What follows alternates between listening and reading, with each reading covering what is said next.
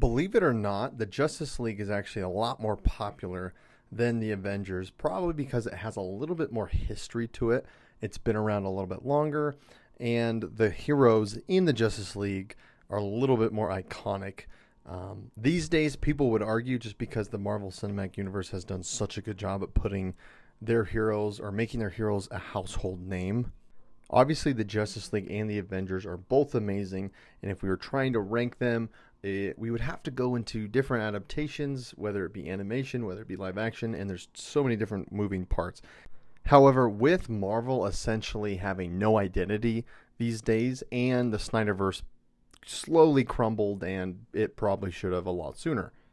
I think, and a lot of people would agree with me, that there's no better time for DC to get a reboot, especially under James Gunn, and have a new identity, personality, and have a whole new cinematic universe to DC movies. So, the question in the title, what is the best Justice League lineup? I think to understand that, we really have to have a little bit of a history lesson. Now, before the Justice League was ever formed, actually the first team was the Justice Society of America, and they called it the Golden Age members. Funny enough, there were characters like Batman, Superman, Wonder Woman, The Flash, but not the one you're thinking of, it's Jay Garrett, and Green Lantern, Alan Scott. So you're probably thinking to yourself, this lineup seems very familiar. Well, here's where it changes. Some other original members are people or characters like the Atom. One of my favorite characters, Kent Nelson's Dr. Fate. Other popular characters like Hawkman and Black Canary.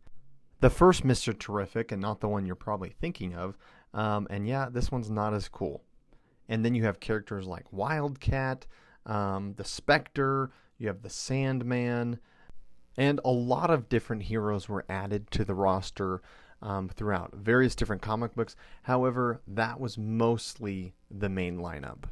So then it brings us to 1960, where it's considered the Silver Age and Bronze Age, which kind of started around the 80s. However, in its inception, the Justice League was a revival of the Justice Society of America, created by the editor Sheldon Mayer and the writer Gardner Fox in 1940. After World War II, superheroes kind of fell off from popularity, which led to the cancellation of many characters. The last appearance of the Justice Society of America was actually in All-Star Comics number 57 in March of 1951. And the writers basically decided to reboot the Justice Society of America and call it the Justice League because they felt that that applied more to children, and that's really where they were going to get their sales from. The first two appearances of the Justice League of America were actually the highest selling books, or comic books I should say, ever. And so that led DC to actually create like teams like the Teen Titans and other teams like that. The Justice League is actually what inspired Marvel to create basically the Avengers, the Fantastic Four, and one of my favorite team-ups ever, obviously, the X-Men. So the first Justice League of America published had Superman, Batman, Aquaman, The Flash, Green Lantern, Martian Manhunter, and Wonder Woman. So what's funny is The Brave and the Bold 28, published in March of 1960, their first appearance, you don't see Batman and Superman in the cover, but they do appear in the comic book. So technically, the original Justice League members consist of Green Lantern, Martian Manhunter, The Flash, Wonder Woman, Aquaman, Batman, and Superman. So that is technically the first original 7. Now, obviously, through a lot of different stories, the Justice League's roster has changed. They added some other characters, and it's basically a rotating door of who the main, or the original 6, the original 7, however many characters they have. It's basically different every time. For example, probably the most popular lineup because of Justice League the Animated Series is Batman, Superman, Wonder Woman, Flash, Martian Manhunter, John Stewart, Green Lantern, he is my favorite Green Lantern, and Hawkgirl. So most people my age will probably agree that that's the original seven. That's their original seven because that's what they grew up watching. They grew up watching Justice League the animated series, and it was those original members until they went to Justice League Unlimited. And they even talk about the original members, the original seven, and all that good stuff. So you wouldn't be blamed if you think that's the original seven, right? This all depends on what you've been exposed to as a fan, what movies you've seen, what comics you've read, all that good stuff. However, in one of my favorite Justice League movies, Justice League Crisis on Two Earths, you basically have that same lineup, just minus Hawkgirl for whatever reason. So they decided not to have her, and they decided to have Hal Jordan Green Lantern. What's cool is actually a lot of people were under the assumption that this was a movie branching Justice League and Justice League Unlimited, because in the movie you see Batman basically introduce the League to new members, basically extending the League. However, this doesn't really make any sense because the biggest reason is John Stewart is not there, right? Then you have movies like Justice League War that came out in 2014 with Superman, Wonder Woman, Batman, I almost said Hal Stewart, Hal Jordan Green Lantern, Flash, Cyborg, and Shazam.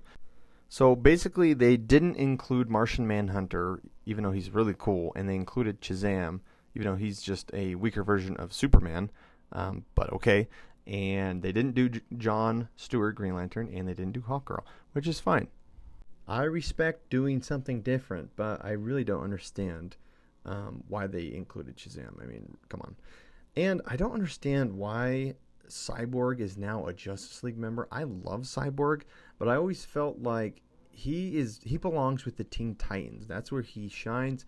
He's their muscle on the Teen Titans. He's their tech guy. He's the guy that makes all the he does everything there. He's awesome.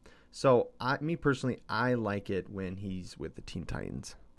Now, getting into the most bittersweet lineup of all time is the live action Justice League, right? Now, I really wanted to love this movie. However, I didn't even go see it in theaters because I knew it wasn't going to live up to my standards. And honestly, man. Now, obviously, Superman, you got to have him. Batman, have to have him. Flash, Wonder Woman, got to have them.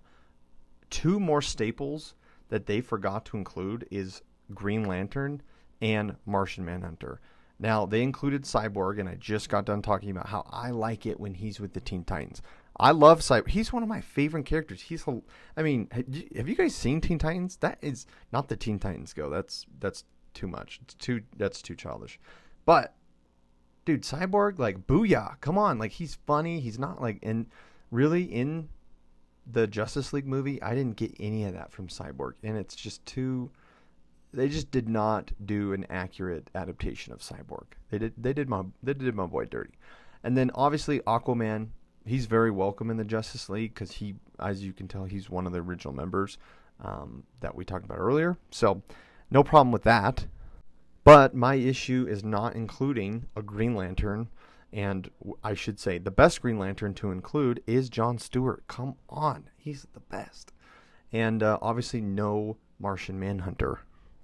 Now, if you've been listening, obviously you can tell by now that my perfect Justice League lineup has to consist of Superman, Batman, and Wonder Woman are your main three.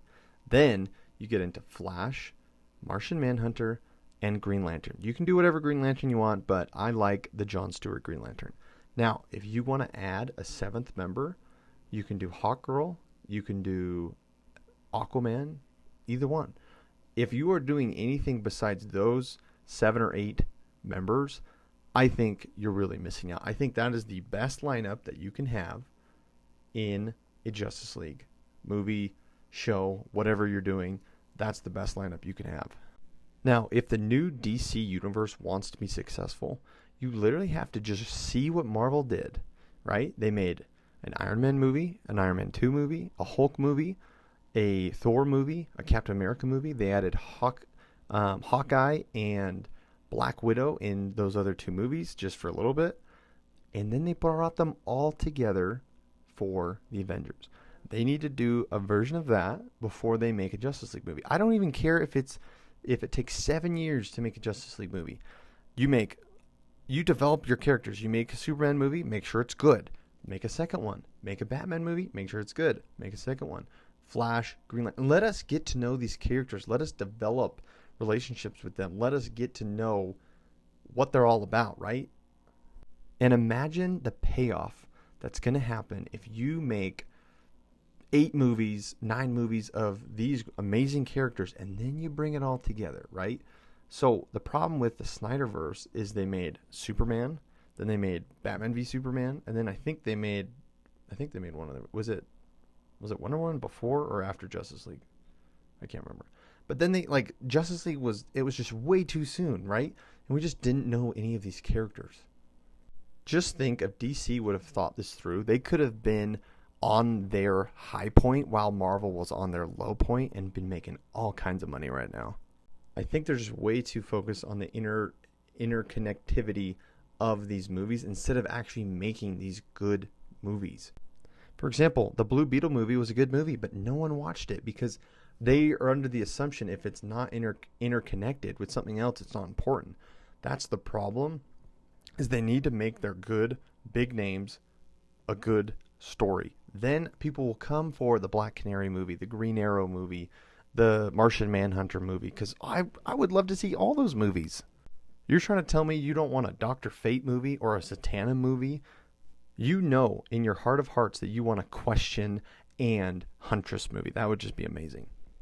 DC just has some of the most amazing characters. They have the most amazing stories. They don't have to do a direct adaptation of every single great story, but it would be cool to implement them in movies. So let's get to work, DC.